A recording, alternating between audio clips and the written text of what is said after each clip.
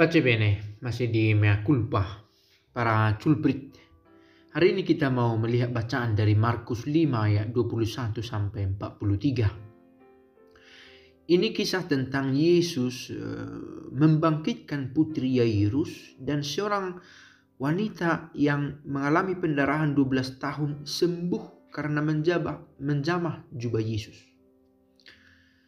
Kedua kisah ini membawa kita pada permenungan tentang iman yang menggerakkan orang untuk mengakui dirinya di hadapan Tuhan, dan pengakuan yang tulus membawa kita pada kebahagiaan. Sebelum berbicara lebih jauh tentang bacaan ini, kita menyampaikan doa kita. Bapa yang baik, semoga karena iman kepadamu, kami terdorong untuk membawa diri kami seutuhnya ke hadapan-Mu. Segenap kelemahan dan kekurangan kami juga kami bawa ke hadapan-Mu dengan harapan Engkau menyertai dan menguatkan kami dalam hidup kami. Demi Yesus Kristus Tuhan dan pengantara kami yang hidup dan berkuasa bersama Engkau, dalam persekutuan dengan Roh Kudus, Allah yang esa kini dan sepanjang segala masa. Amin.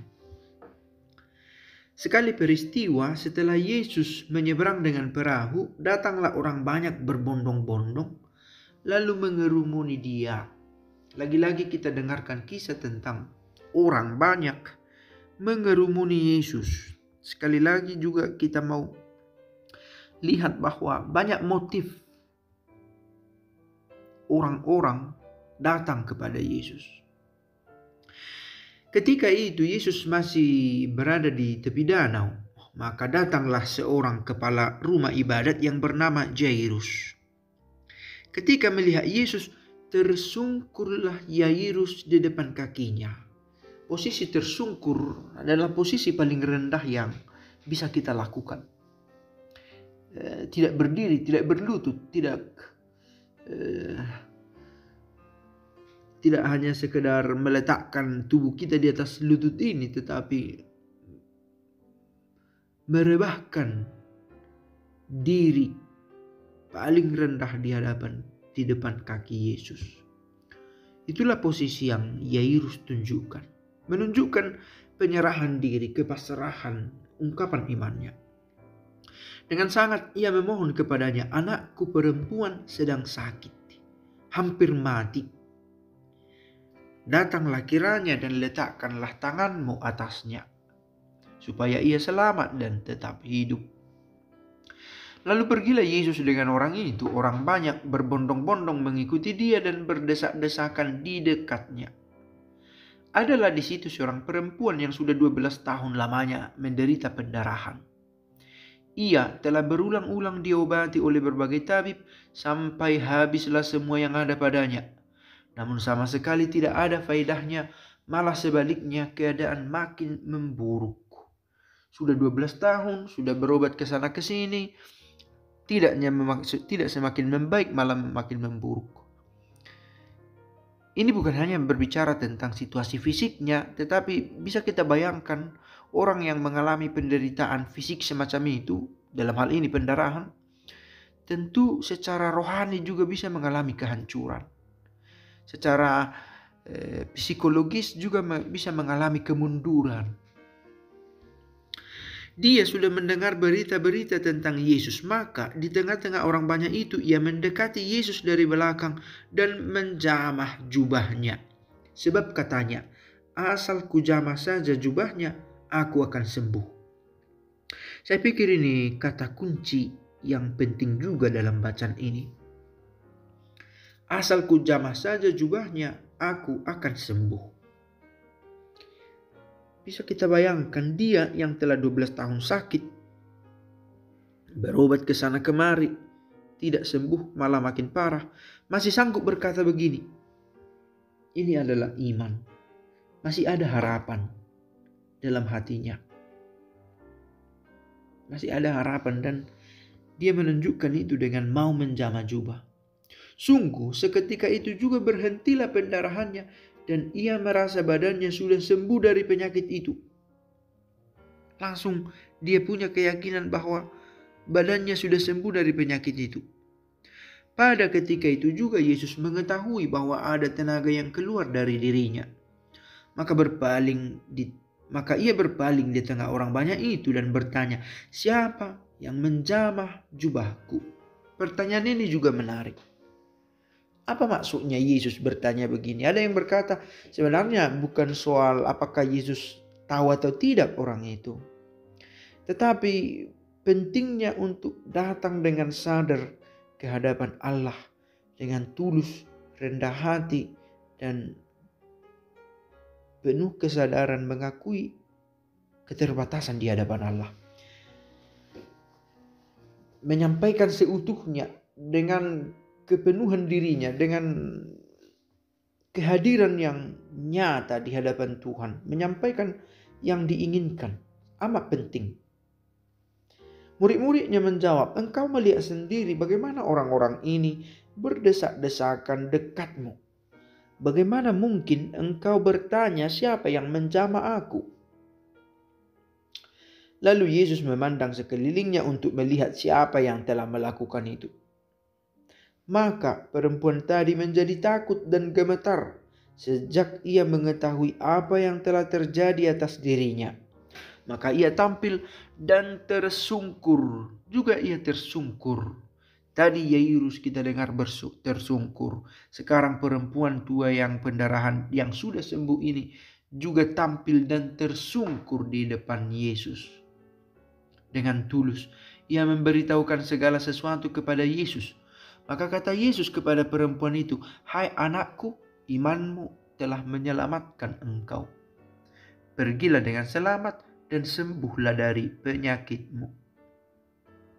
Ketika Yesus masih berbicara, datanglah orang dari keluarga kepala rumah ibadat itu dan berkata, "Anakmu sudah mati.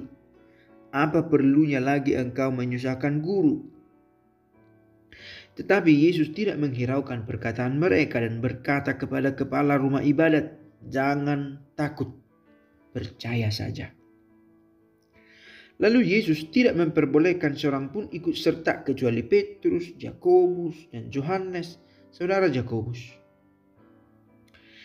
Dan tibalah mereka di rumah kepala rumah ibadat, dan di sana Yesus melihat orang-orang ribut, menangis, dan meratap dengan suara nyaring. Sesudah masuk, Yesus berkata kepada orang-orang itu, "Mengapa kamu ribut dan menangis? Anak ini tidak mati, tetapi tidur." Tetapi mereka menertawakan dia. Maka Yesus menyuruh semua orang itu keluar. Lalu ia membawa ayah dan ibu anak itu, dan mereka bersama-sama dengan Yesus masuk ke dalam kamar itu, anak itu. Lalu dipegangnya tangan anak itu, katanya, "Talita kum," yang berarti, "Hai anak, aku berkata kepadamu, bangunlah." Seketika itu juga anak itu bangkit berdiri dan berjalan, sebab umurnya sudah 12 tahun. 12 tahun. Semua orang yang hadir sangat takjub. Dengan sangat Yesus berpesan kepada mereka supaya jangan seorang pun mengetahui hal itu. Lalu ia menyuruh mereka memberi anak itu makan. 12 tahun. Sepertinya angka yang istimewa juga dipakai di sini. Si perempuan yang mengalami pendarahan 12 tahun lamanya. Si anak gadis ini usianya 12 tahun. Lalu orang berpikir sudah selesai, sudah mati. Si ibu tua tadi sudah 12 tahun pendarahan, sudah pergi ke sana kemari, tampaknya tidak ada harapan. 12 tahun menunggu dan sepertinya berakhir sia-sia. 12 tahun usia anak itu dan sepertinya akan berakhir begitu saja. Tetapi selalu ada harapan di ujung sana. Bila kita punya iman, dan iman itu ditunjukkan di hadapan Allah dengan tampil dan tersungkur. Kita lihat hubungan yang linear antara dua hal itu. di rentang waktu yang begitu lama untuk setelah berharap dan tampaknya berakhir, 12 tahun menderita pendarahan, 12 tahun harapan yang tinggi pada anak ini sepertinya berakhir. Tetapi dengan tersungkur di hadapan Yesus selalu ada jawaban. Mungkin jawaban itu tidak yang kita bayangkan. Karena seperti tadi, si Yairus itu datang dengan laporan sakit, hampir mati. Untuk menyembuhkan, bukan untuk membangkitkan yang diharapkan oleh Yairus. Toh ternyata karya Allah dalam hidup manusia itu tidak selalu seperti yang kita bayangkan, tetapi pasti yang terbaik, pasti yang indah juga yang Allah berikan kepada kita.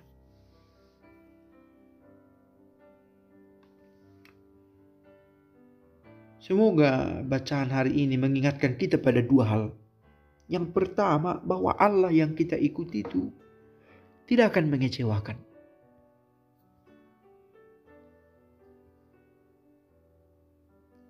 Bahwa kita punya kelemahan dan kelemahan kita sepertinya begitu lekat kepada kita, itulah bagian dari kemanusiaan kita yang rapuh ini.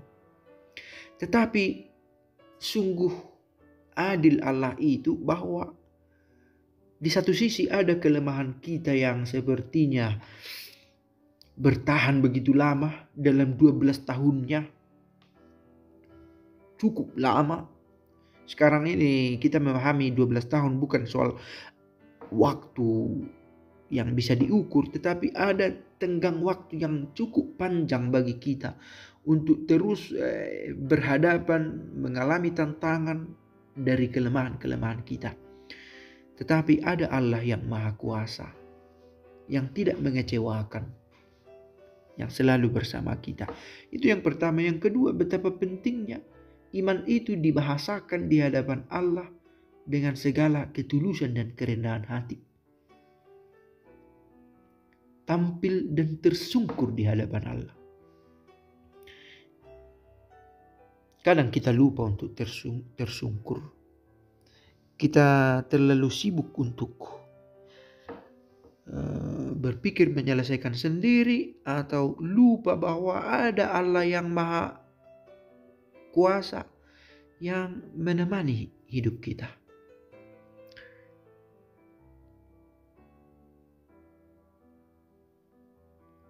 Bapa yang baik, sudilah Engkau melihat kami yang dalam segala kelemahan kami berusaha ingin lebih mengenal Engkau. Bantulah kami merawat iman dan menunjukkan iman itu dengan berani tampil dan tersungkur di hadapan-Mu dengan segala ketulusan dan kerendahan hati, karena Kristus Tuhan kami. Amin. Pace e bene.